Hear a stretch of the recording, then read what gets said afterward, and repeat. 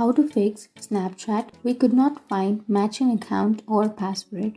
So if you're facing a problem with Snapchat and if you're trying to log into your Snapchat and if it says that we could not find matching account or password, then what you can do is open up your settings and now scroll down and here you will have apps. Tap on apps and then open up your Snapchat on your settings, and here you will have storage and cache. Go for that and then tap on clear cache, and once you clear your cache your problem will be fixed.